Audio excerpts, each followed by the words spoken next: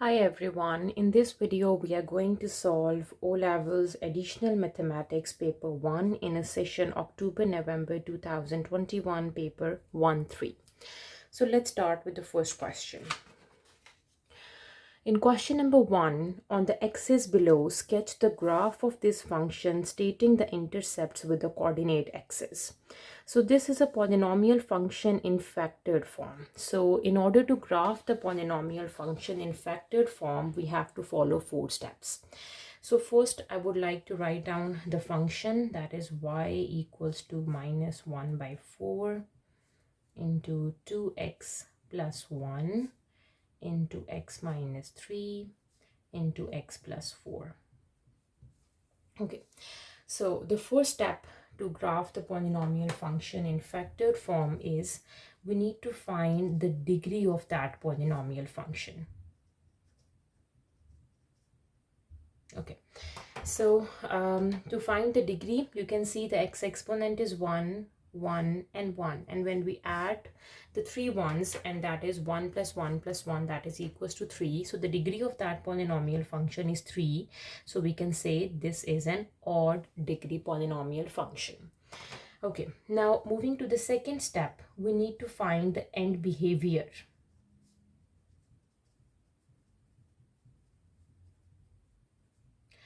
Okay, so when the degree of the polynomial function is odd, then that polynomial function has opposite end behavior.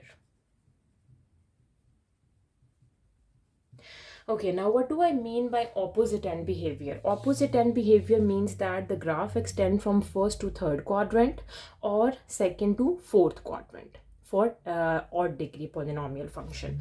But when the degree is even, it extends from first to second or third to fourth, right? Okay, now the degree is odd, it has opposite end behavior. And how can we check that the graph extends from first to third or second to fourth? Now we can check this by the sign of the leading coefficient. Okay, now we have the leading coefficient.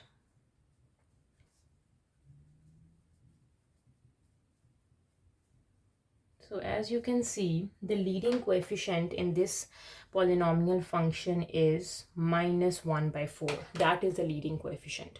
So the leading coefficient is negative. So when the leading coefficient is negative, so we can say that the graph extends from second to fourth quadrant for negative leading coefficient. But when the leading coefficient is positive, it extends from first to third quadrant, right? Okay, now moving to the third step, that is zeros. We need to find the zeros of the polynomial function. Zeros are basically the x-intercepts, and we can find the x-intercept by putting y equals to 0, or you can just put all the 3 factors separately equals to 0 and solving for x. We will get the zeros. So the first factor is 2x plus 1, put it equals to 0. From here x is equals to minus 1 by 2, that is the first 0. And then x minus 3 equals to 0. From here x is equals to 3 is the second 0. And the last factor is x plus 4 equals to 0. And from here x is equals to minus 4 is the third 0 of this polynomial function. Okay, now moving to the last and the fourth step is y-intercept.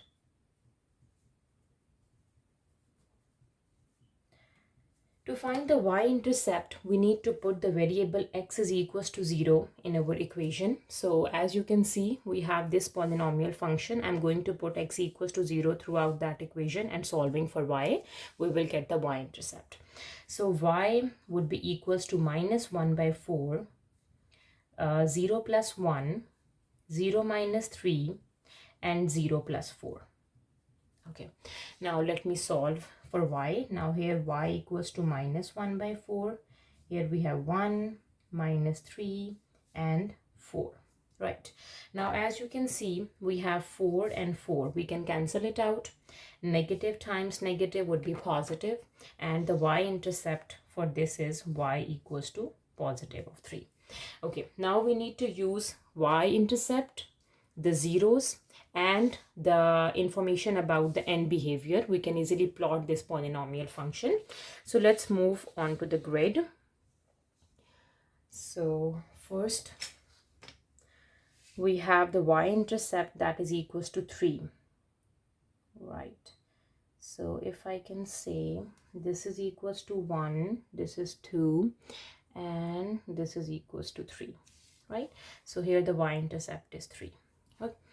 Okay, now the x-intercepts are 3, -4, and -1/2. Okay, so let me do first the positive x-intercept is 3, 1, 2, 3. And on the other side, yes, we have 1, -1, -2, -3, and -4. So this is -4, and between 0, this is -1, right? Okay, so as you can see, the y-intercept is +3, that is 3 on the top, and the x-intercept is 3. We have 3 x-intercept on the right.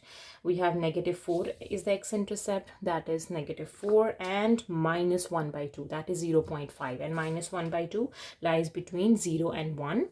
Let's say this is a point that is between 0 and 1 is -1/2. Okay, now we have used the information of y-intercept and the zeros. Now let's use the information about the leading, the end behavior, and we can graph this polynomial function. So the graph extends from second to fourth quadrant. Okay, so this is a second quadrant, this is a fourth quadrant.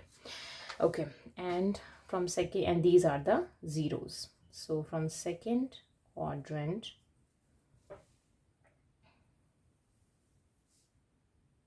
this is another 0. This is a y-intercept, and this is the third 0. Yes, so you can see the graph extends from second to fourth quadrant, and it passes through the x-intercept 3, -1/2, -4, and the y-intercept 3.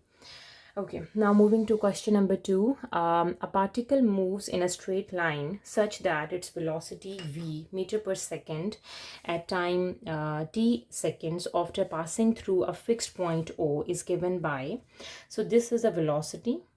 Find the speed of the particle when time is 1. Okay, so velocity is basically a speed with direction, but speed does not have any direction. It means velocity can be positive or negative, but speed never be negative because it does not have any direction. Speed is always positive. Okay, so when you have given the velocity and you need to find the speed at a given point, you just substitute that point into the velocity, you will get the speed, and it must be positive. Okay, so we need to find the speed at t equals to 1. So just substitute when time is 1. We have the velocity v of 1 is equals to e power 3 of 1 minus 25, and this is equals to e power 3 minus 25. Okay, so e power 3 minus 25, let's do it on calculator. So we have e power 3 minus 25, that is minus 4.914. That is equals to minus 4.914 up to 3 decimal places. Okay, so this is a velocity when time is 1, but we need to find the speed of the particle. So speed is basically a velocity, but it does not have any direction, as I told you. So for the speed, we need to do absolute value of the velocity, and that is equals to 4.91 meter per second. Right? Question number 3, solve the equation where x is in radian and the value of x is between 0 to pi. Okay, so we have given this equation. So first, let's substitute this angle equals to theta. So let's say let theta is equals to 2x minus pi by 3. Okay, so when theta is 2x minus pi by 3, so from here we have cot square theta would be 1 by 3, right? To get the value for cot, we have to do square root on both sides. So cot theta is plus minus square root of 1 is 1 over square root of 3. So this is the value for cot. And we know that cot is the reciprocal of tangent. That is basically equals to 1 over tan theta. So 1 by tan theta is plus minus 1 by square root of 3. Taking reciprocal on both sides, basically tan theta would be equals to plus minus square root of 3. Now we need to do two cases, when tan theta is positive square root of 3 and tan theta is negative square root of 3, right? Now for case 1, we have tan theta is positive square root of 3. And here let me do case 2, when tan theta is negative square root of 3. Okay, now we need to check on which quadrant tan is positive and which quadrant tan is negative. So first let me draw the coordinate system, xy coordinates. So in the first quadrant, all trigonometric ratios are positive. In second, sine and its reciprocal is positive. Then tangent and its reciprocal is positive. And then cos and its reciprocal is positive. Okay, and in the first, we have theta. We have pi minus theta. Here we have pi plus theta. And here we have 2 pi minus theta. Right. Okay, so in the first case, as you can see, we need to check on what value tangent is positive in which quadrant, right? So tangent is positive in first quadrant and in the third quadrant, right? So first let's do it with the first quadrant. So for the first quadrant, tangent is positive and that is just equals to theta. How can you find the theta? We can do theta by doing tangent inverse of square root of 3. Okay, and it must be in radian. So first I would like to convert my calculator into radians. It's now in radian. Now let me do tan inverse of square root of 3 is pi by 3. That is the value for theta in the first quadrant. Okay, and tangent is also positive in the third quadrant. So for the third quadrant, we have pi plus that value of theta. So what is pi plus pi by 3? So we can do 1 plus 1 by 3, that is 4 pi by 3. Okay, now moving to the second case. Let me sketch a line to separate the two cases. Now for the second case, tangent is negative. Now let's see on which quadrant tangent value is negative. So as you can see, the tangent is negative in the second and fourth quadrant. Now let me find for the second quadrant, that is pi minus theta. So pi minus, this is a value for theta, that is pi by 3.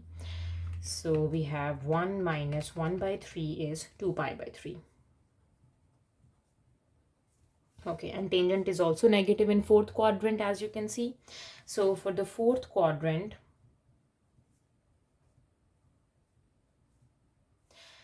we have 2 pi minus theta. So 2 pi minus the value of theta is pi by 3. And that would be equals to 2 minus 1 by 3 is 5 pi by 3.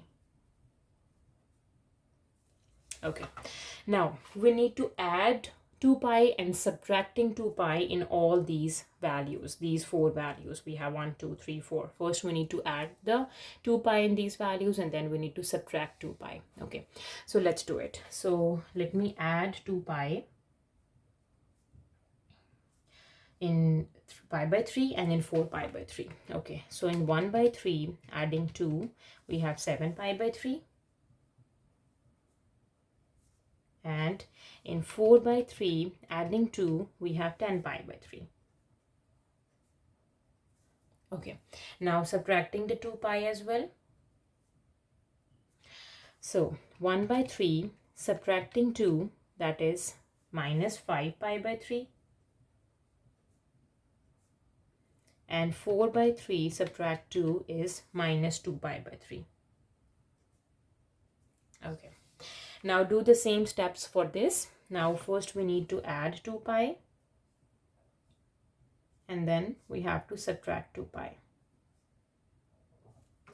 Let's do it. So in 2 by 3, adding 2, we have 8 pi by 3, and then 5 by 3 add 2 is 11 pi by 3. Okay, now for subtracting, 2 by 3 subtract 2, minus 4 pi by 3, and 5 by 3 subtract 2 is minus 1 pi by 3. Okay, now we have the values 1, 2, 3, 4, 5, 6, and 6. So total 12 values we have. And these values are for theta. The theta we let on the first step of this question. So let me write down all the values of theta. So theta is pi by 3, 4 pi by 3, 7 pi by 3, 10 pi by 3, minus 5 pi by 3, minus 2 pi by 3.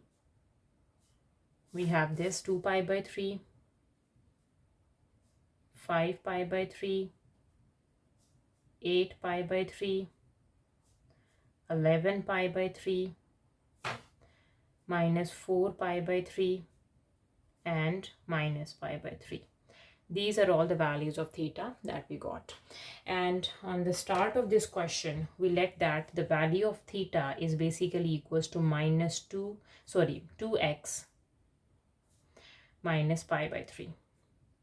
Since the question is in terms of the variable x, so we have to solve for x. Okay, so the value of x would be theta plus pi by 3 and dividing by 2. This is a value for x, right? So we need to solve this value for x by putting all the values of theta one by one. We will get the 12 values for x, but we need to use the values of x that lies in the domain. As you can see, the domain is between 0 to pi, and 0 is on equality on 0 and no equality on pi. Okay, so let me write down the domain as well. So the domain must lies between 0 is less than equals to x is less than pi. The values must be between 0 to pi and positive values. Yes. Okay, so for the first value of x, when theta is pi by 3, let's start with the first one. Okay, so we have pi by 3. Let me put that pi by 3 over here. So I'm just using 1 by 3, and then plus 1 by 3, and then times by 1 by 2 is 0.5, that is pi by 3, and pi by 3 lies in the domain that is between 0 to pi. So the x value must be pi by 3, right? Okay, now check on the second value, 4 pi by 3. When we put 4 pi by 3 over here and adding 1 by 3, and then times by 0.5, that is 5 pi by 6, and that is 0.8 pi, that is also lies in the domain. So 5 pi by 6, sorry, that is in the range. Okay, now for the next is 7 pi by 3, right? So when I put 7 by 3, add 1 by 3 times 0.5, that is 4 pi by 3, and that is 1 plus 3, 1.3 pi, and that is not lying in the range. So we are not using this value. So 7 pi by 3 does not work. Now for 10 pi by 3. So when I put theta over here, 10 over 3 plus 1 by 3 times 0.5 is 1.8 pi. Again, we need just pi, the values that are less than pi, because not equals to the 1 pi. So it is 1.8 is more, so we are not using this one as well.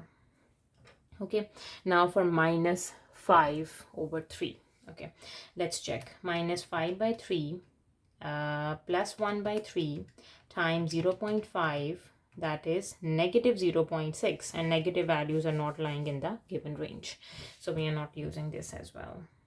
Okay, so minus 2 by 3 now. Minus 2 by 3 plus 1 by 3 times 0.5, that is also minus 0.1. Negative values are not lying in the given range. Now check for 2 by 3. Okay, so we have 2 by 3 and then plus 1 by 3 times 0.5, that is 1 by 2, that is 0.5 pi, and that lying in the range. So we can say pi by 2. Right. Now for the next is 5 by 3 pi. Okay, so we have 5 by 3 plus 1 by 3 and then times 0.5, that is just 1 pi, and 1 pi is not in the given range. There is no equality on pi, so we are not using this value as well. Okay, now the next is 8 by 3. So we have 8 by 3 and then plus 1 by 3 and then times 0.5, and that is 3 by 2 pi. It's again 1.5, it's more. It will not work. 11 pi by 3. 11 by 3 plus 1 by 3 times 0.5 is 2 pi. This is again more. Minus 4 by 3, sorry, minus 4 divides 3 plus 1 by 3 times 0.5 is minus 1 by 2. That is not in the given range. Minus 1 by 3 plus 1 by 3 times 0.5, that is just 0. So 0 has equality here. So we can use a value for 0. Okay, so these are the values for x, that is in terms of radian. That is pi by 3, 5 pi by 6, pi by 2, and 0.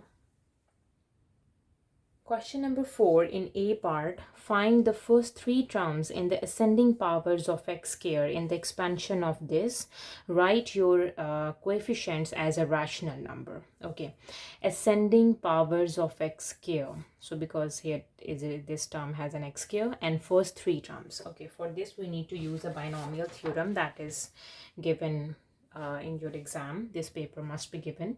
So this theorem we are going to use: a plus b power n, the first term power n, nc1, first term power is decreasing by 1 and second term power increasing by 1, and nc2, and then so on. Okay, so we just work on the first 3 terms. Okay, so let me open it. The first 3 terms for 1 by 2 minus 2 by 3 x square, exponent is 8. Okay, so the first term is 1 by 2 power 8 plus 8c1. The first term power decrease by 1, that would be 7, and the second term power increase by 1, minus 2 by 3 x square, plus 8c2. The first term power is again decreasing by 1, so 1 by 2, its power would be 6, and the second term power is square.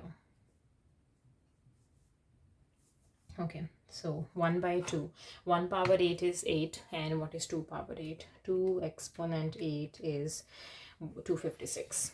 So this is 1 over 256 plus 8c1. 8c1 is 8, right? And 2 power 7 is 128, that is 1 over 128, and here we have minus 2 by 3 x square plus 8c2. So 8c2 is 28. We have 28 here. 2 power 6 is 64. 1 over 64, and negative square is positive, 2 square is 4, 3 square is 9, x square would be x power 4. Right, now let me simplify. That is 1 over 256. Okay, and for this we have negative 8 times 2. 8 times 2 is 16, and we have 3 times 128 is, sorry, 3 times 128 is 384.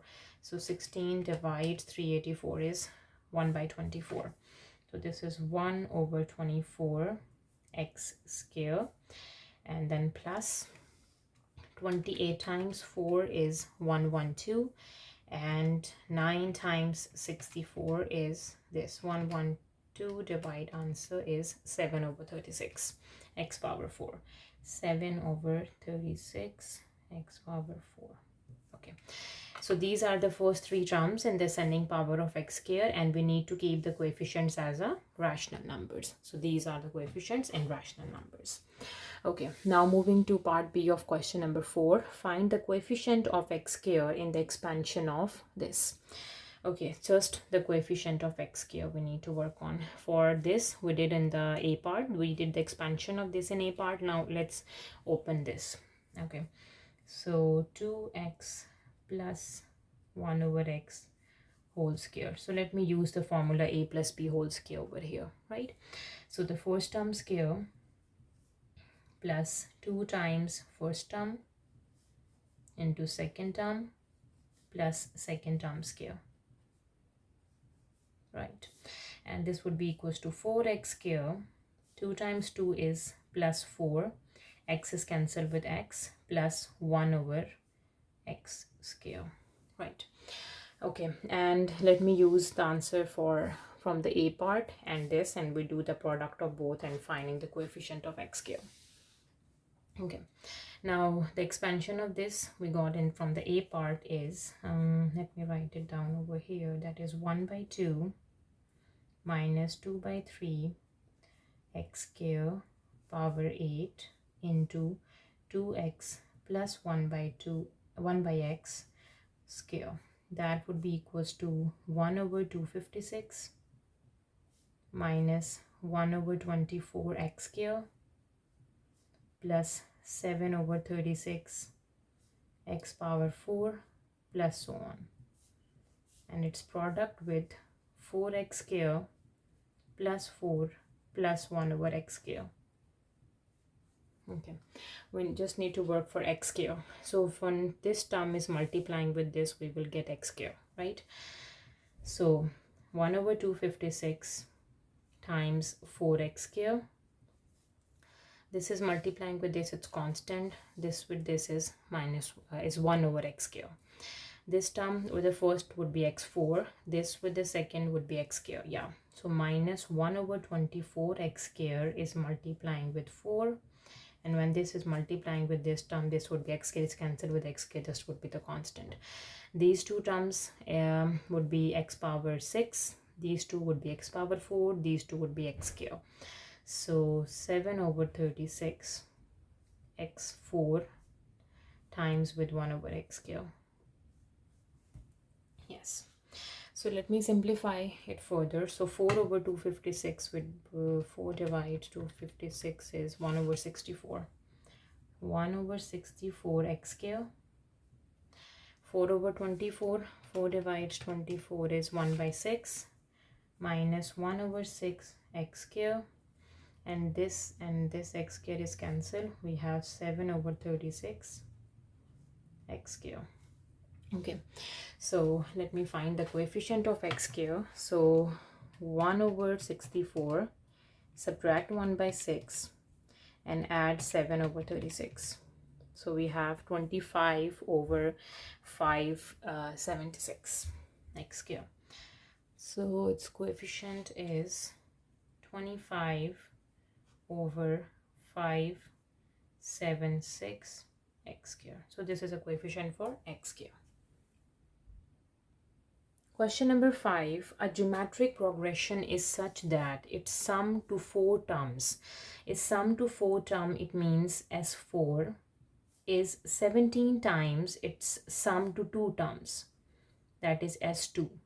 Right, so we have given the information that S4 is basically equals to 17 times of S2. It is given that the common ratio is basically R of this geometric progression is positive and not equals to 1, means R is greater than 0 and R is not equals to 1. It means from these two information we come to know that R is greater than 1 because it's positive and not equals to 1, so it is greater than 1. So for A part, find the common ratio of this geometric progression. Okay, so we use the formula for the geometric series, the sum formula. So we have two formulas for sum, Sn and S infinity. So we use this formula when r is not equals to 1 and r is more than 1. So this formula we are going to use a 1 power 1 minus r power n over 1 minus r. Okay, so for, let me write down the formula here. Sn is a into 1 minus r ki power n over 1 minus r. Okay, so S4 n would be equals to 4 here, right? So for S4 we have a 1 minus r power 4 over 1 minus r equals to 17 times a 1 minus r square over 1 minus r. Okay, so on both sides we can cancel a, we can cancel 1 minus r. Okay, so here 1 minus r power 4, so we can use the formula 1 minus r square into 1 plus r square, and here we have 17 times 1 minus r square. So we can cancel the like terms, 1 minus r square on both sides. So we are just left with 1 plus r square, that is equals to 17, right? And r square would be equals to 17 subtract 1, that is equals to 16. So r square is 16. So when r square is 16, r would be equals to 4 because square root of 16 is 4. So the common ratio for this geometric progression is 4. Moving to part B, given that sixth term of the geometric progression is 64. This is the sixth term. So we have given that a6 is equals to 64, right? Find the first term. We need to find a1 or a, and we have given r from the first part. We came to know that r is equals to 4. Okay, so again using the formula for the geometric progression that we have given, that is un is a r power n minus 1. Okay, so we have an is a r power n minus 1. I'm using this formula over here. So we have given the sixth term. So here a6 we have given. So a6 is basically equals to a r power 6 minus 1, that is 5. So a6 we have 64. A is the first term that we have to find, and r is 4, so 4 power 5, right? So what is 4 power 5? 4 power 5 is 1064. So 24. A 1024. To solve for a, we need to do 64 divide 1024. We will get the value for a, or the first term. So 64 divide answer, that is 1 over 16. So from here a is 1 over 16, right? Now for part C, explain why this geometric progression does not have a sum to infinity. Okay, so as you can see, the S infinity, we have an S infinity when absolute of r is less than 1, right? So we can say for sum of infinity, absolute value of r is less than 1, right? But we have given that r is greater than 1 and r is not equals to 1. That is why this geometric progression does not have a sum to infinity.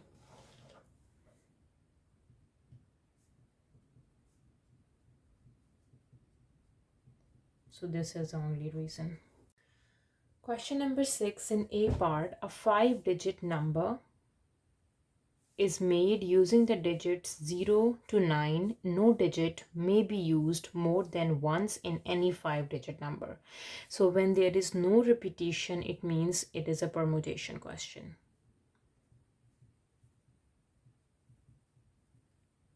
Okay. How many find how many such 5-digit numbers are odd and greater than 70,000.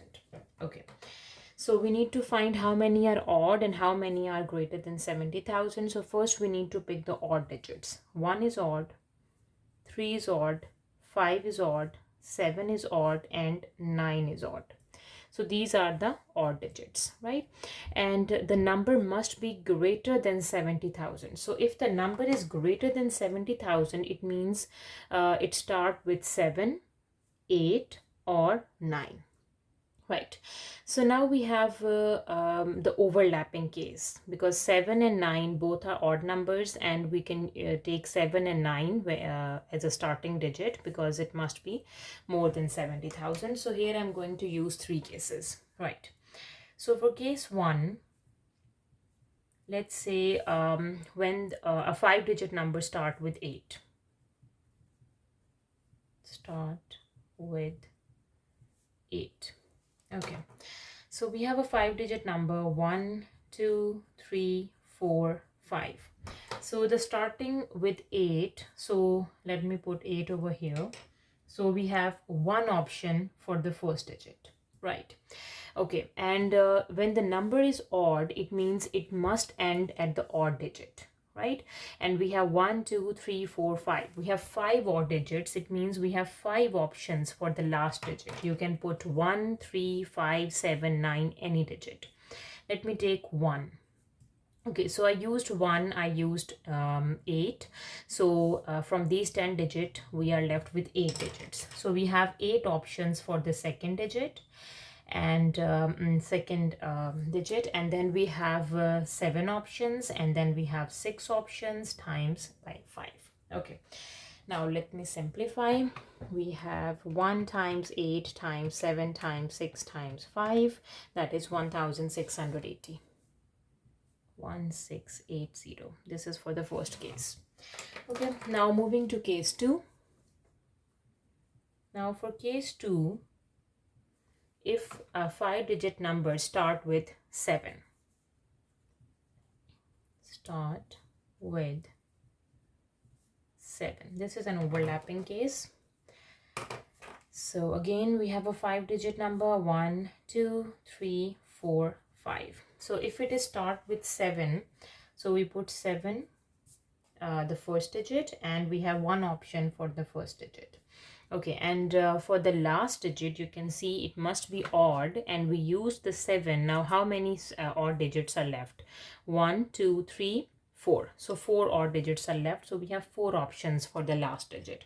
So if I can take 1, now I used 1 and 7. So we are left with 8 options for the second digit, 7 options for the third, and then 6 options for the fourth, and then times by 4. So let me simplify. 1 times 8 times 7 times 6 times 4, that is 1344. So 1344 is the answer for second case. Now for case 3. Now for case 3, if it start with 9.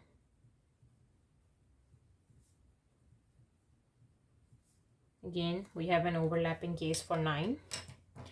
For a 5-digit number 1, 2, 3, 4, 5, right? So we can use 9 as a starting digit. So we have one option for the first digit, and 9 is also an odd number. We use the 9. Now 1, 2, 3, 4 odd digits are left. So we have 4 options for the last digit. So if I can use 3 and 9 and 3, we are left with 8 options, and then 7 options, and then 6 options. Okay, again we have 1 times 8 times 7 times 6 times 4, that is 1344. So 1344. Now we need to find the total. We need to add all the answers for all the 3 cases. So we have the total, that is 1680 plus 1344 plus 1344. So let me simplify. 1680 plus 1344 plus 1344, 4368. 4368. 8. So we can make 4,368 5-digit numbers that are odd and greater than 70,000. Okay, moving to part B, the number of combinations of n object taken 3 at a time. So it means NC3 is 2 times the number of combinations of n object taken 2 at a time, NC2. Find the value of n. So here we are going to use the formula for NCR, that is NCR is n factorial over r factorial over into n minus r factorial. Right. Let me open the formula for NCR. Okay, so NC3 is n factorial over 3 factorial n minus 3 factorial equals to 2 times n factorial over 2 factorial into n minus 2 factorial. Right, so we can cancel the like terms, n factorial on both sides. Okay, so now let me simplify further. 3 factorial is 3 times 2 factorial n minus 3 factorial. This is 2 times 1 over 2 factorial into n minus 2 n minus 3 factorial. Again, we need to cancel the like terms. So we have 2 factorial on both sides and n minus 3 factorial. Okay, so we are left with 1 over 3 and here we are left with 2 over n minus 2. Now we can do a cross multiplication. 1 times n minus 2 is n minus 2 and 2 times 3. So n minus 2 equals to 2 times 3 equals to 6 and we have n equals to 6. Okay, so shifting 2 over here, so plus 2, so n is equals to 8. 6 plus 2 is 8. Question number 7. The diagram shows a circle, center O, radius 10 centimeter. Okay, so when the radius is 10 centimeter, it means that OA is 10 centimeter, OB is 10 centimeter, OQ is 10 centimeter, and OP is 10 centimeter. The points A, B, and P, A, B, and P lies on the circumference of the circle. The chord AB is of length 14 centimeter. So the length of this A to B is 14 centimeter. The point Q lies on AB. Q is a point on AB and the line POQ is perpendicular to AB. This line is perpendicular to AB. So when this line is perpendicular, it means Q is the midpoint of AB. So AQ and QB, this is 7 centimeter and this is 7 centimeter. For midpoint, we need to divide 14 by 2. Okay, now for A part, show that angle POA. So we have an angle POA. This angle is 2.366 radians, correct to 3 decimal place. Okay, we need to find this angle. Okay, to solve this, let me consider the triangle AOQ. Consider triangle AOQ. Okay, and we have to work on this angle. Let's say this angle is theta. Right, so as you can see, AOQ, it is a right angle triangle, right? We know OA, OQ, and AQ. All the 3 sides we have, we know it, and we need to find this angle theta. So we can use SOHCAHTOA to find the angle theta. So you can use any trigonometric ratio. I would like to use the ratio for sine. Yes. So we have sine of theta is opposite over hypotenuse. Right, so what is opposite? So angle opposite is 7 and the hypotenuse is 10. So we have opposite is 7 and the hypotenuse is 10, and simplify further, theta is sine inverse of 7 over 10. Okay, so let me simplify and keep in mind it must be in radians. So our calculator is in radian, so we need to do sine inverse 7 divides 10. That is equals to 0.7754. Theta is 0.7754. 4, correct to 4 decimal place. Okay, so we got the value for theta, but we need the value for this. So as you can see, this is a straight line POQ, and the angle on the straight line is always 180, or in terms of radian, this angle is pi, right? So this angle is pi. So how can you find this angle? That is pi minus theta. We will get pi minus theta. So we can say that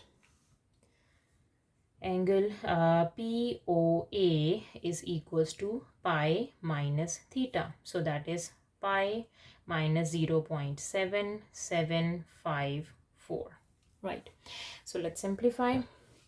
So we have pi, subtract answer, that is 2.366, correct to 3 decimal place. We got exactly the same one, 2.366, right?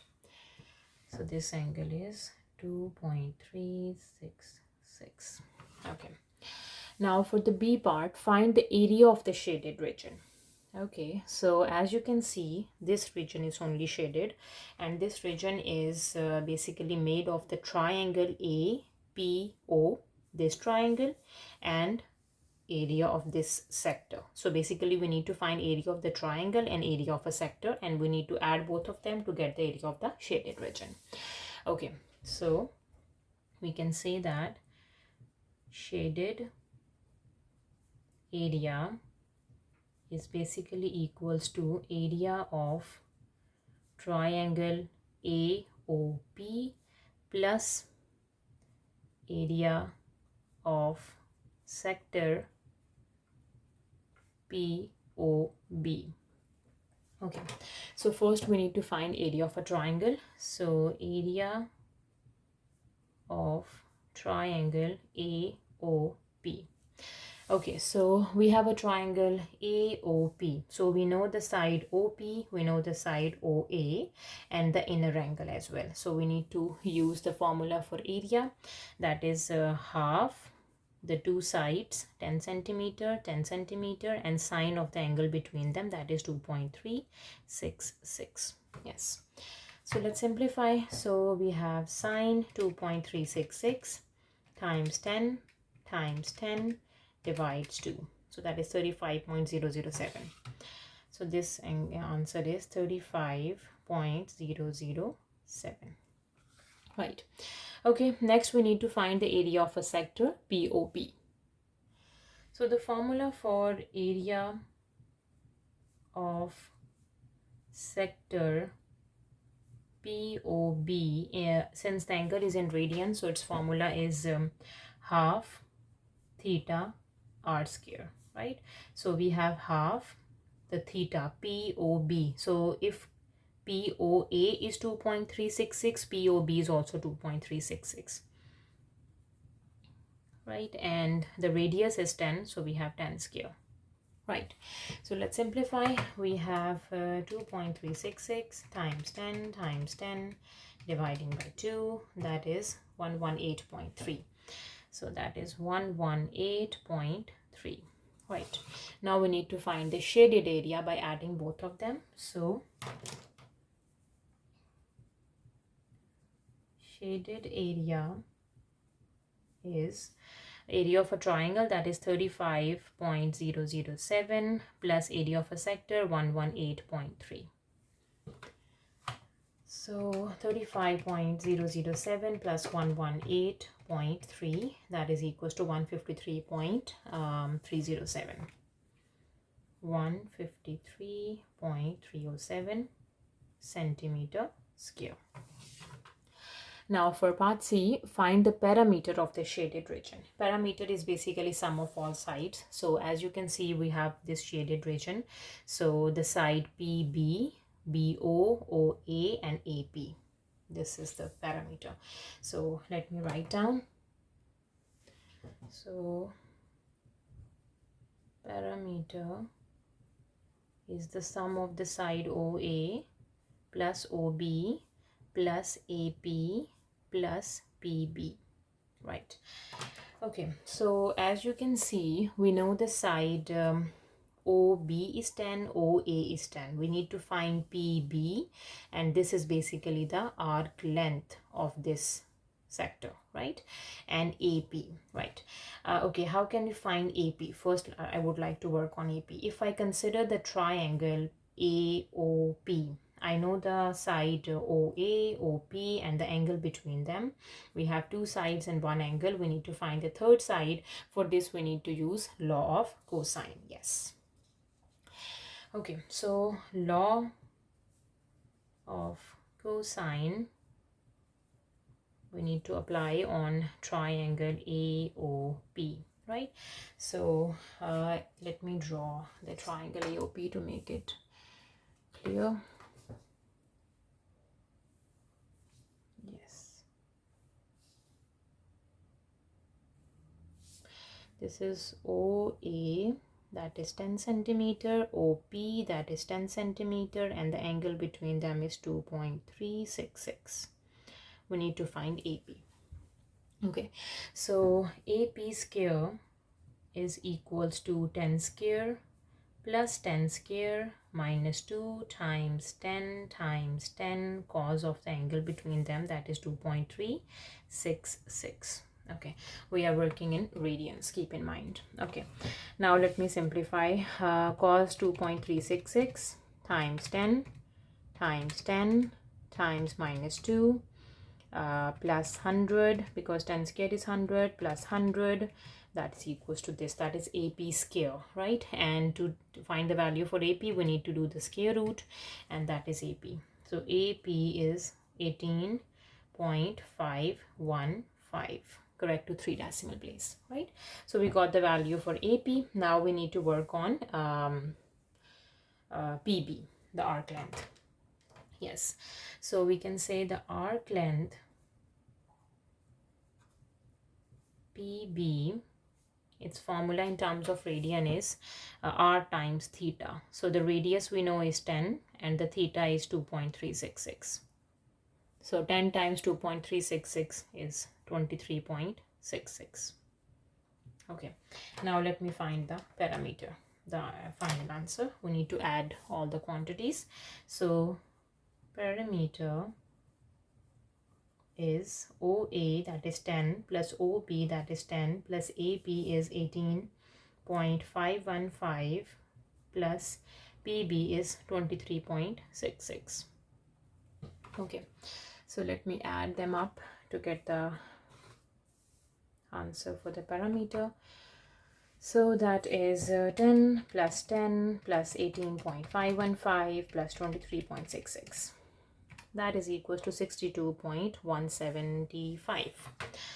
So 62.175 centimeter, or if we round it to 1 decimal place, that is 62.2 centimeter. So that is 18.5148, it means 5 and 5. That is AP. Okay, so we got AP. Now the next is PB. Okay, so what is PB? Let's see. So we have PB over here. If we use an arc, the sector POB, this portion of sector of a circle, this is an arc length basically. So PB is an arc length. So the formula for the arc length in terms of radian is radius times theta. So we can find arc length PB is radius times theta. Radius is 10 and the theta is 2.366.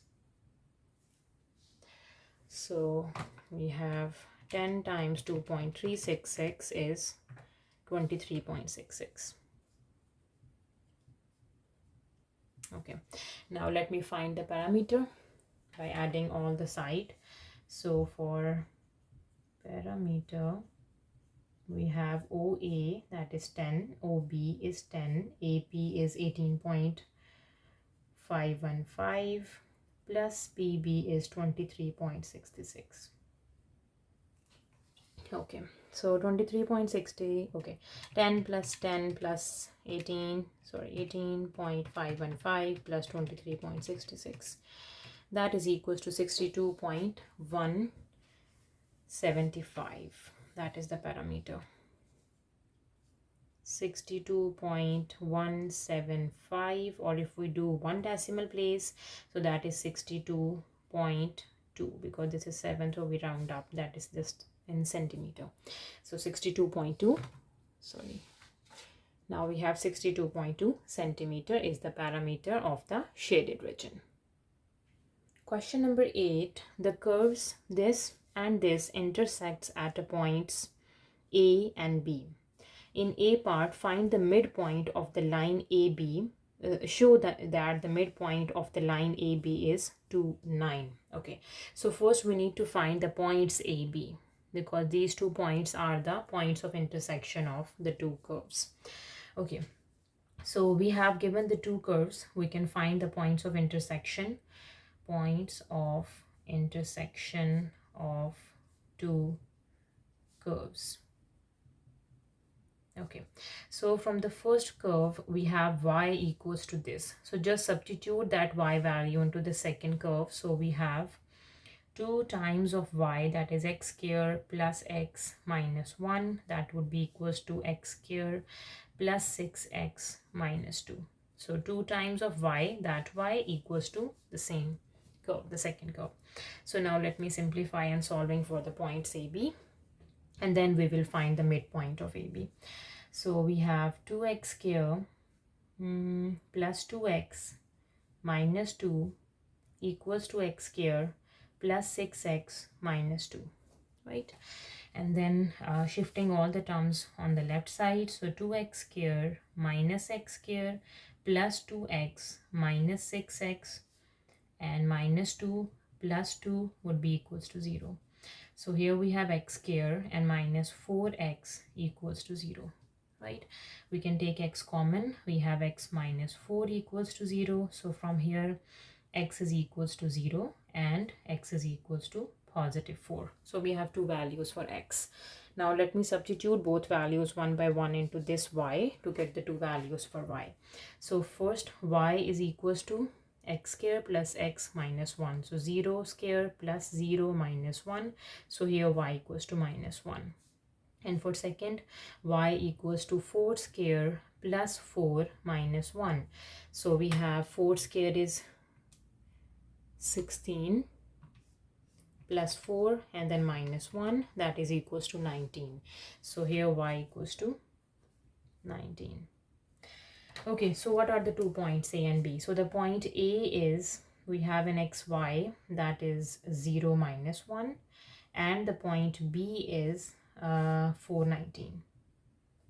These are the points of intersection of the curve. Now we need to show that the midpoint of the line AB is 2, 9. So let me find out the midpoint. Let me do the midpoint portion over here. So midpoint of AB. Midpoint of AB, its formula is x1 plus x2 divides 2, comma y1 plus y2 divides 2. So we have 2 points, that is 0 minus 1 and 419. So x1 plus x2, that is 0 plus 4 divided by 2, comma minus 1 plus 19 divided by 2. So here we have 4 by 2 and here we have 18 over 2. So 4 by 2 is 2 and 18 by 2 is 9. So we have proved that the midpoint of the line AB is 2, 9, right? So we have done with A part. Moving to the part B, the line L is the perpendicular bisector of AB, and show that the point C, that is 12, 7, lies on the line L. So when any point lies on a line, it means it must satisfy the line on both sides of the equality. It must identically satisfied. So first we need to find the equation of that line L. Okay, we just given the information that it is a perpendicular bisector of AB. So if it is perpendicular, so it means the slope of the line L must be negative reciprocal of slope of the line AB. So first let me find out the slope of the line AB. If I can say slope of AB is y2 minus y1 over x2 minus x1. So let me find the slope of AB. y2 minus y1, that is 19 minus minus 1 over x2 is 4 minus 0. So that is equals to 19 plus 1 divides 4.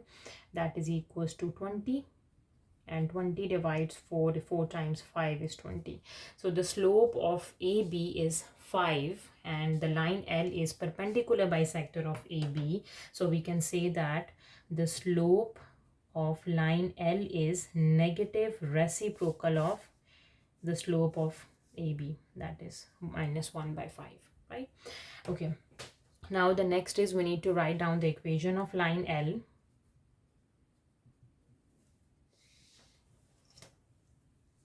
Equation of line L.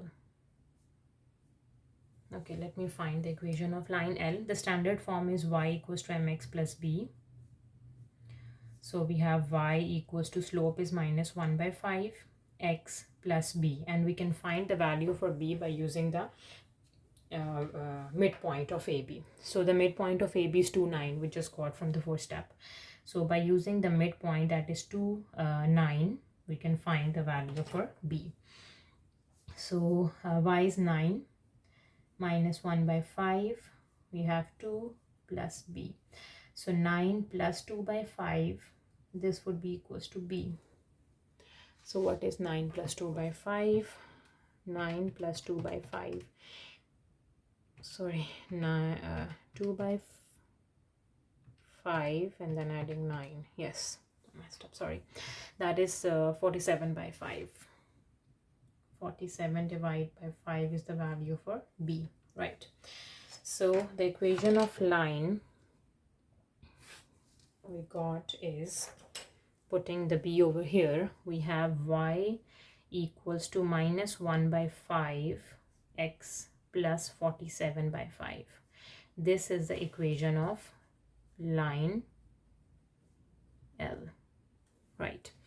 And now we need to show that the point C, that is 2, 7. So C is the point, sorry, 12, 7, that must lies on the line L. It means both the sides must be identically satisfied if it lies. So we have y's value 7. Let me check. It's 7 over here, minus 1 by 5. This is 12 plus 47 over 5. So we have 7 equals to minus 12 by 5. Minus 12 divides 5 and then add 47 divides 5, that is 7.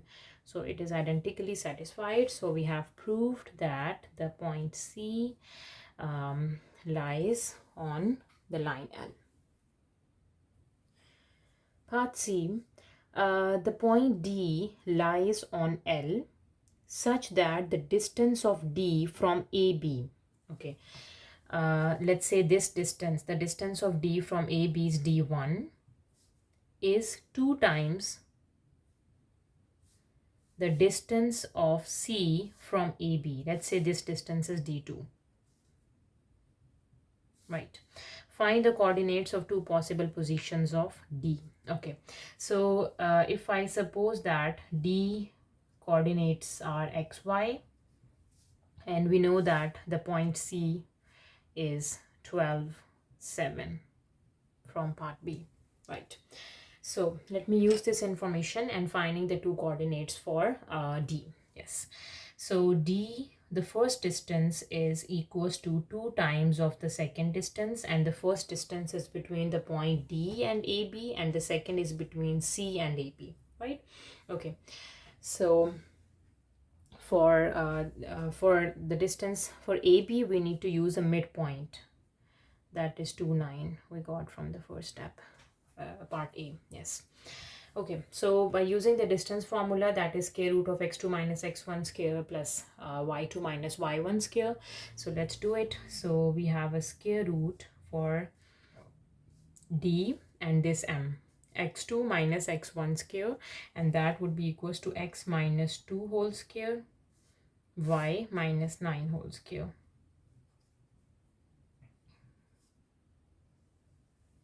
This would be equals to 2 times square root and these two now. we have 12 minus 2 whole square, and then 7 minus 9 whole square. Okay, let me simplify it further. So this term stays the same, that is x minus 2 whole square plus y minus 9 whole square, and we have a square root, and 2 square root, this is 10 square, plus we have negative 2 whole square.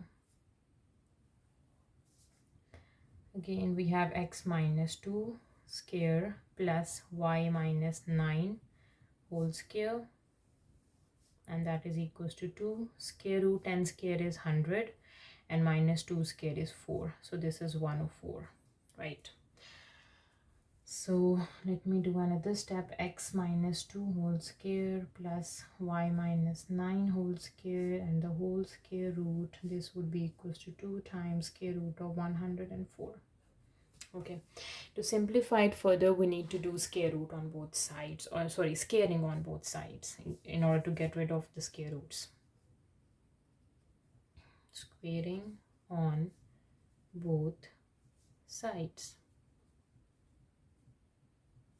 Okay, so when we do squaring on both sides,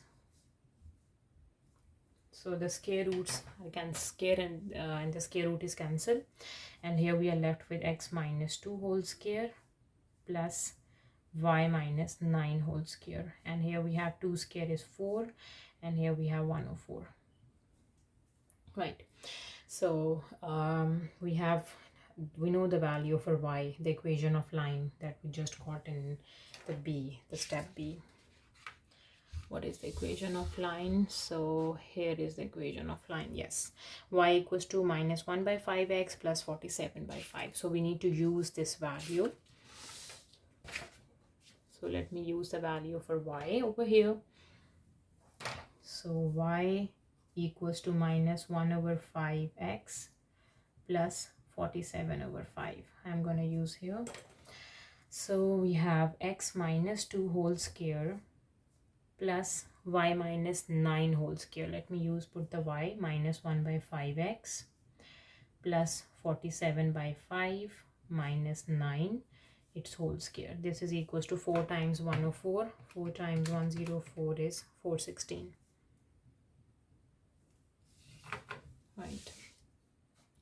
So let me simplify it further. This is x minus 2 whole square and plus minus 1 by 5x. Let me simplify the constant terms. 47 divides 5 and then negative 9, that is 2 by 5, plus 2 by 5 whole square, this is 416. Okay, now let me open the square, that is a minus b whole square and a plus b whole square. So this is x square minus 4x plus 4, and we have plus this term square is x square over 25. That's here we need to use minus 2ab formula. So we have minus 2 times 1 over 5x into 2 by 5, and then plus 4 by 25, this square equals to 416. Okay, the further simplification, we have x square minus 4x plus 4 plus x square over 25, and here we have negative 2 times 2 is 4x, and 5 times 5 is 25, plus 4 over 25, and shifting this on the left side, this would be equals to 0. Now let me simplify the like terms. So we have two x square terms. So we have 1 over 25 adding 1 is 26 over 25 x square.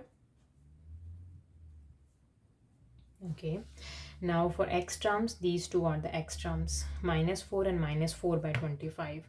Minus 4 divides 25 and then minus 4. This is minus 104 over 25x. Right, now let me simplify the constant terms, that is 4 by 25 and minus 416. Okay, 4 divides 25 plus 4 minus 416 is this term. 10,296 over 25 minus 10296 over 25 equals to 0. Okay, so let me simplify it. So we have 25 in the denominator of all the three terms. So we can multiply by 25 on both sides and we will get 26x squared minus 104x minus 10,296 equals to 0. Okay, now let me do a further simplification. Okay, if I divide by 26 throughout the equation, so dividing by 26, so here 26 divides 26 is just x squared, right? And then 104 divides 26, 4 minus 4x, and 10,296 divides 26 is 396 minus 396 equals to 0. Okay, let me rewrite it. That is equals to my x squared minus 4x and minus 396 equals to 0. Okay, so this is a quadratic equation. So if I can factorize this quadratic equation, so for factorization, let me break the midterm, find out the factors.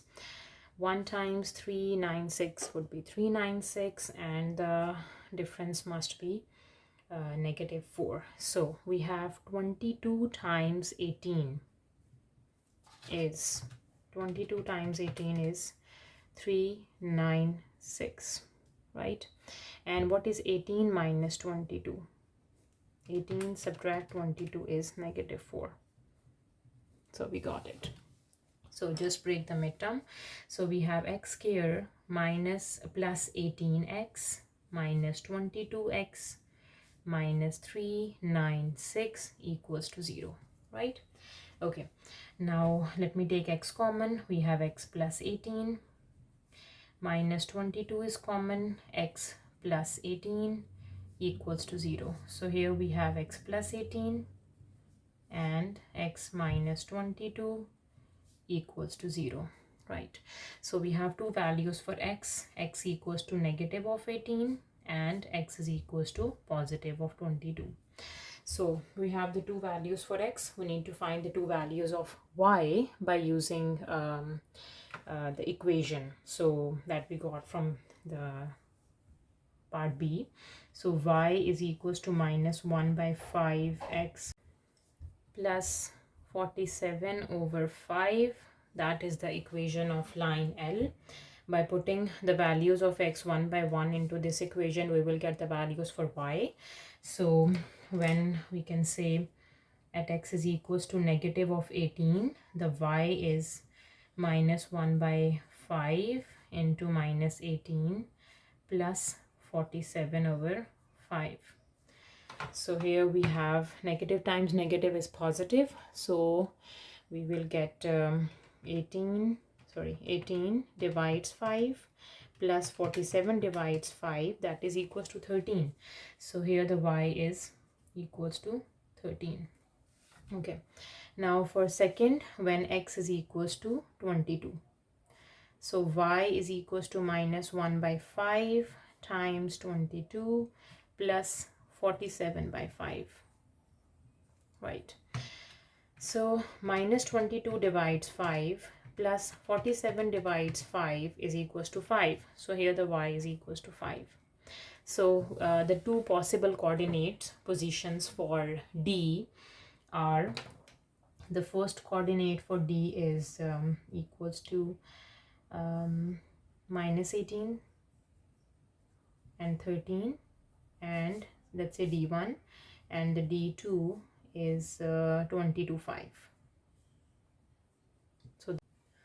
So D1 and D2, these are the two possible positions and the two possible coordinates for the point D. Question number 9. When e power 2y is plotted against x square, a straight line graph passes through the points this and this is obtained. Okay, so now this is the y coordinate and this is going to be the x coordinate. Okay, so let me draw the coordinate system. Okay, so basically they are saying that the x are x square and the y basically are e power 2y, right?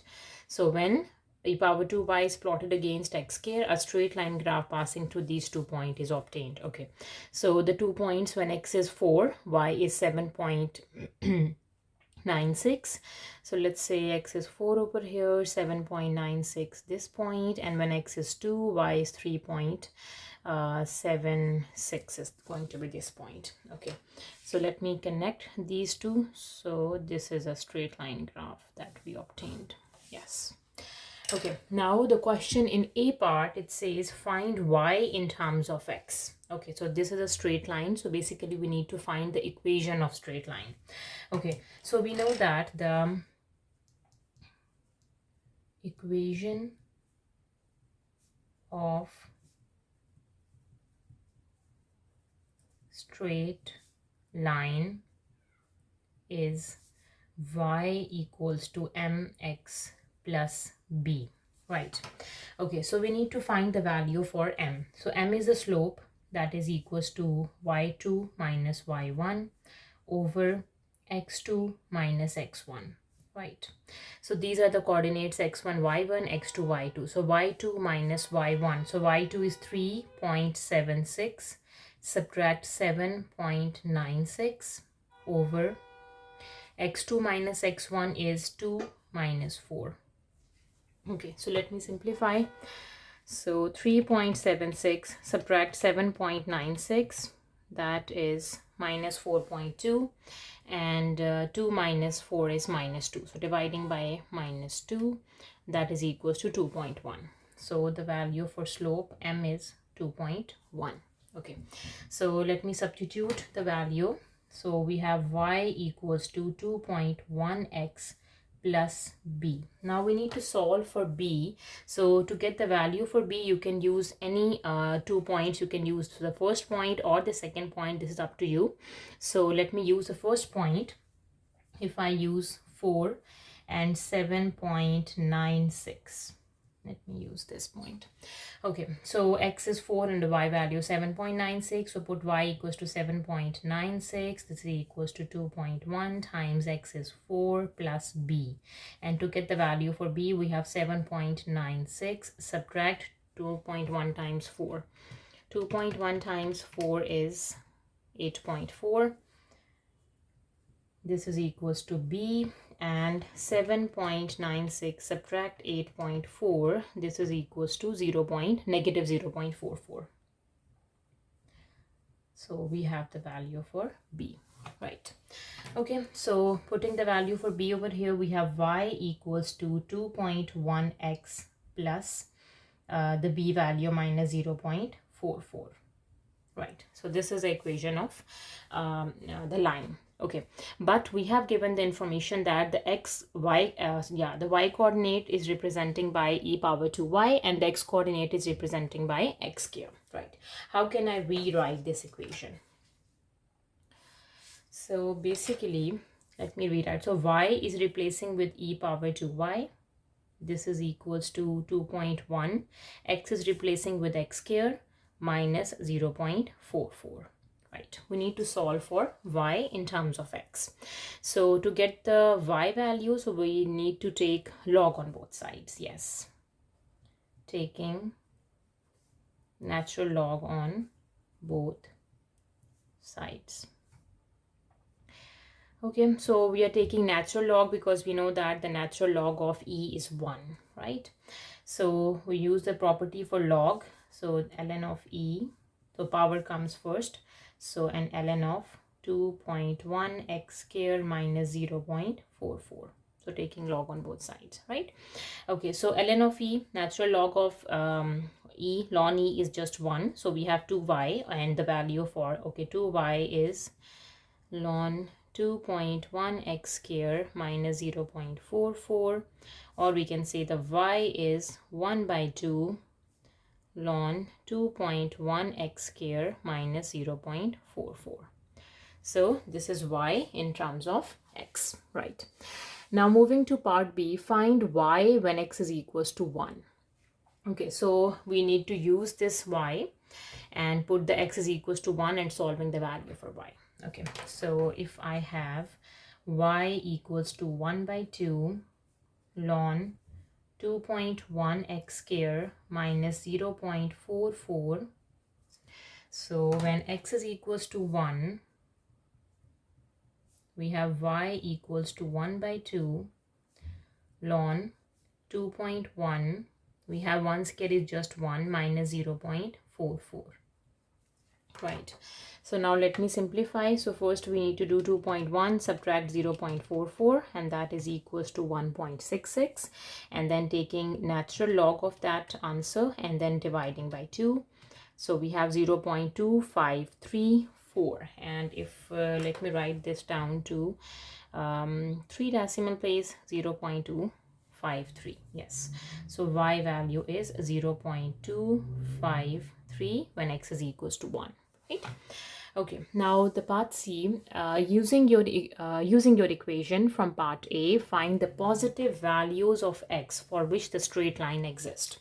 Okay, so let me use the equation that we have obtained from part A. So that is the equation. Let me write down y equals to 1 by 2 natural log 2.1 x square minus 0.44. Using your equation from part A, so this is the equation that we have got from part A, find the positive values of x for which the straight line exists. So the straight line exists when the value that is inside the natural log is positive, because we know that the log of negative number does not exist and the log of 0 is also infinity. So that must be positive, right? So this is a condition. So it means 2.1 x square minus 0.44 must be greater than 0, not equals to 0 and not less than 0. Okay, now let me simplify the values for x. So 2.1 x square is greater than 0.44, x square is greater than 0.44 divides 2.1. Let me further simplify, and we have 0.44 divide 2.1 is 0.209, and then taking square root as well to get the value for x. So that is x is greater than 0.458, correct to 3 decimal place. Yes, so the values, find the positive values of x for which a straight line exists. So these are the positive values of x when the straight line exists, when the x values are more than 0.458. Question number 10. A curve has an equation y equals to f of x such that the second derivative is this for x is greater than 0. Right. The curve has gradient 10 at this point. So we have given the information. Gradient is basically the first derivative, dy over dx is 10 when the point x is this and y is this. Now for a part, show that when x is 11, the first derivative is 52. Okay, so we have given the second derivative. We need to find the first derivative. It means we need to integrate this equation on both sides, right?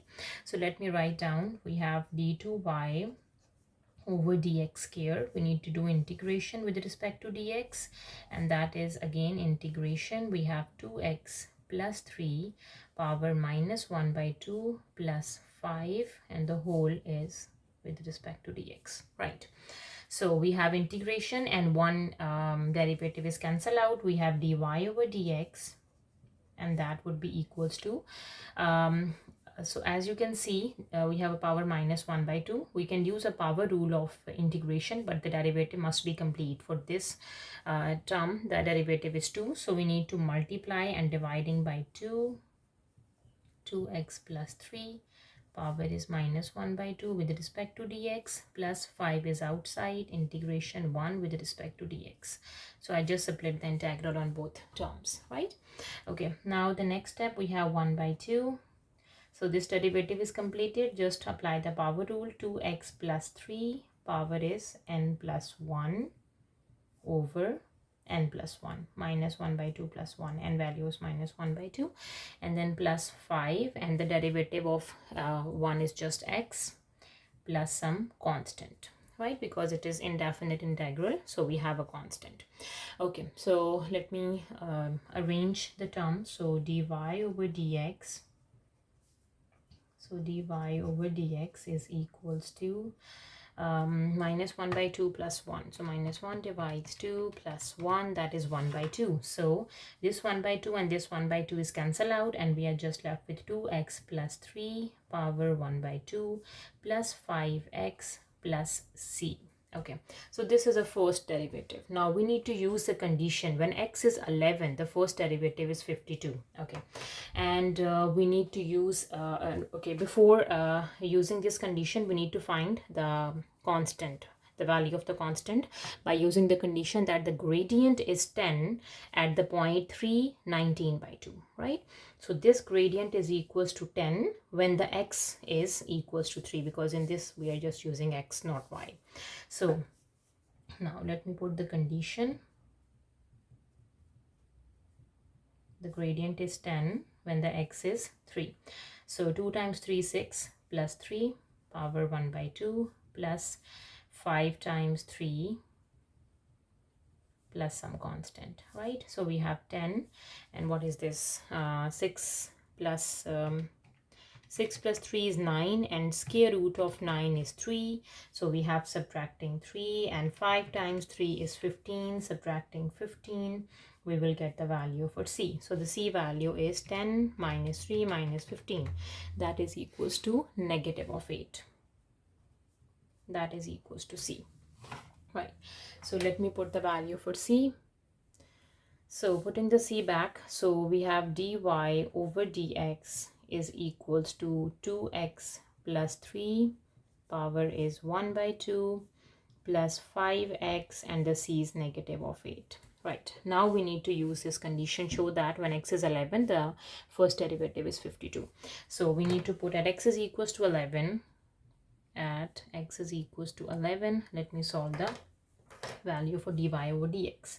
So dy over dx is, x is 11, so we have 2 times 11 plus 3 is 25. So 25 square root plus 5 times 11 is 55 minus 8. Okay, so square root of 25, as we know, is 5 plus 55 minus 8 is 52. So we have proved that when x is 11, the first derivative is 52. That is 52, right? Now for part B, find f of x. Okay, so we have the first derivative. This is the first derivative. Let me write down. So dy over dx is equals to 2x plus 3 exponent 1 by 2 plus 5x minus 8. So this is the first derivative.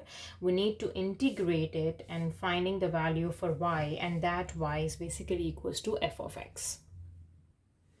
So let's integrate on both sides. So integration dy over dx is equals to integration 2x plus 3 power 1 by 2 dx plus integration of 5x dx minus integration of 8 dx. Okay, I split the integral in all the three terms, right? So this is equals to just y, because derivative and integration is cancelled out, and again it's a power rule, so we need to complete the derivative by multiplying, dividing by 2. So we have 2x plus 3 power is 1 by 2 dx plus 5 is a constant, it's outside, x dx, negative 8 is outside, we have 1 dx. Okay, so y is equals to 1 by 2, and it's a power rule. 2x plus 3 power would be 1 by 2 plus 1, that is 3 by 2 over 1 by 2 plus 1.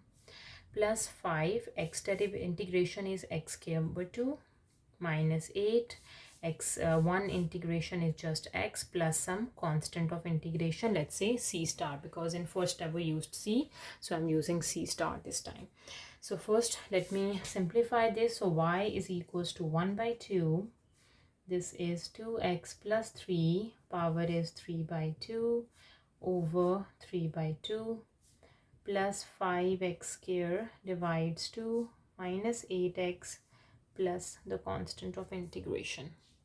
Okay, so now we have y equals to, now 1 by 2 dividing by 3 by 2, we can cancel the 2's, we are just left with 1 by 3. We have 2x plus 3 is 3 by 2 plus 5x square divides 2 minus 8x plus c star. Okay, so now we need to find the value for the constant of integration by using the given condition that we have given in the question. As you can see, we have given that the point is 3 and 19 by 2. X is 3 and the y is 19 by 2. By using these points, the values of x and y, we can easily find the constant of integration c star. So let me use it. So that is 3 and 19 by 2. Okay, so when y is 19 by 2, x is equals to 3, so that is 1 over 3. 2 times 3 is equals to 6, and 6 plus 3 is 9, so we have 9 power 3 by 2 plus 5, 3 square is 9, divides 2 minus 8 times 3 plus c star. Okay, so we have 19 divides 2, and what is equals to this? So we have 3 by 2 and 9 power answer is 27. So and then dividing by 3, this is equals to 9, and over here shifting 9 to the left, it's minus 9. Okay, and 5 times 9 is 45, divides 2 is just 45 by 2, shifting on the left, minus 45 by 2. And 8 times 3 is 24, minus 24, shifting on the left becomes positive 24, and that would be equals to c star. Yes, now let me simplify. We have 19 divides 2 minus 9, and minus 45 divides 2, and then plus 24, and that is equals to 2. So we can say 2 is the value for the constant of integration c star. And now we have, let me substitute the value back. We have y equals to f of x, and that is equals to 1 over 3 2x plus 3, power is 3 by 2 plus 5x square divides 2 minus 8x and then plus 2. So this is a value for f of x. Question number 11. A curve has an equation y equals to this for x is greater than minus 1. In a part, show that the first derivative is equals to this where a, b, and c are integers. Okay, so we have given the value for y. We need to find dy over dx. It means we need to take a derivative of this function. We will get dy over dx, right? So differentiate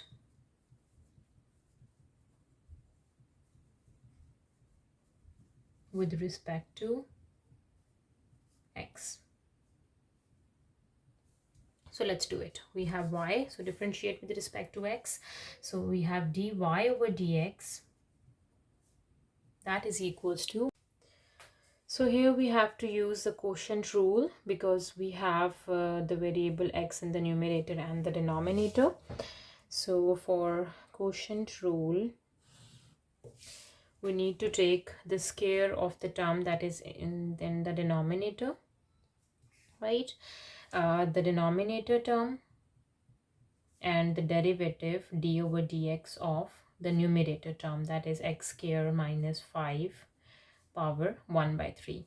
Subtract the numerator term x square minus 5 power 1 by 3 and the derivative d by dx of the denominator x plus 1, right?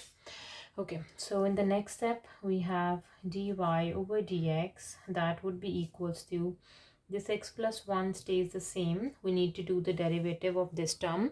So as we have the power, so we need to use a power rule of the derivative, that first comes the power, then the base x square minus 5, and then power minus 1, and the derivative of the base function, that is x square minus 5. Minus this term is same, we have x square minus 5 power 1 by 3, and the derivative of x is 1 and the derivative of 1 is 0, so this is just 1, right? And the denominator term stays the same again, that is x plus 1 whole square, right? So in the next step we need to simplify it further, so that would be dy over dx is equals to, we have x plus 1 over 3 x square minus 5 1 by 3 minus 1. So 1 by 3 minus 1 is minus 2 by 3, and the derivative of x square is 2x, and the derivative of minus 5 is just 0, so minus x square minus 5, its power is 1 by 3. And again the denominator stays the same, that is x plus 1 whole square. Let me simplify this further. So we have dy over dx, this would be equals to 2x times x plus 1, and this is going to the denominator because the exponent is negative, so to make the exponent positive we have 3 times x square minus 5 and 2 by 3. The exponent is positive when we shift this term to the denominator, and we have minus x square minus 5 power 1 by 3, and in the denominator we have again x plus 1 whole square, right?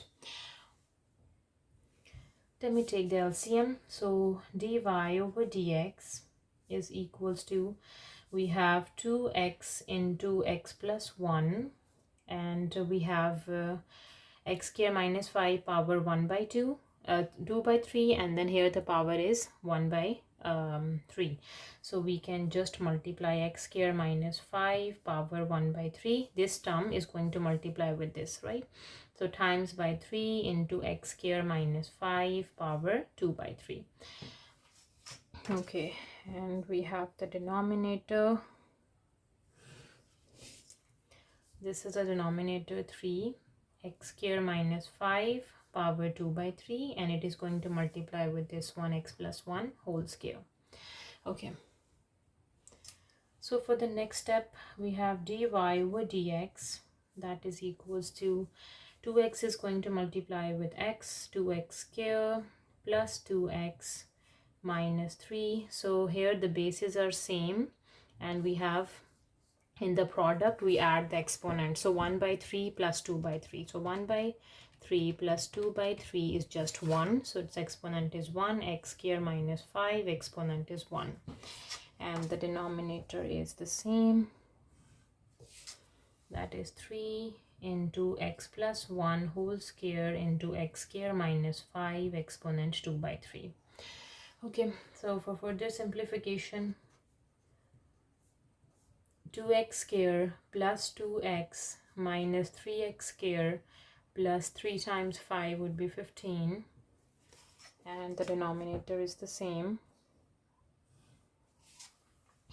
3 x plus 1 whole square x square minus 5 power 2 by 3.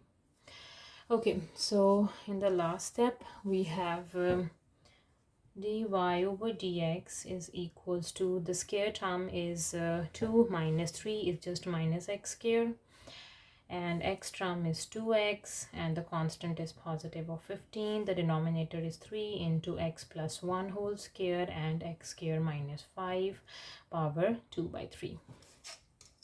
So this is the derivative we have got.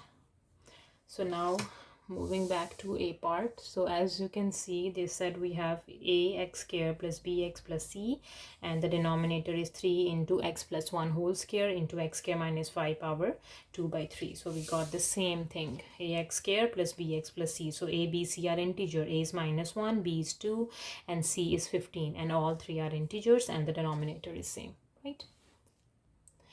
Now for part B, find the x coordinate of the stationary point on the curve. Okay, so we can find the stationary point by putting the derivative equals to 0, means dy over dx equals to 0, and then we can solve for x, and those are the x coordinates.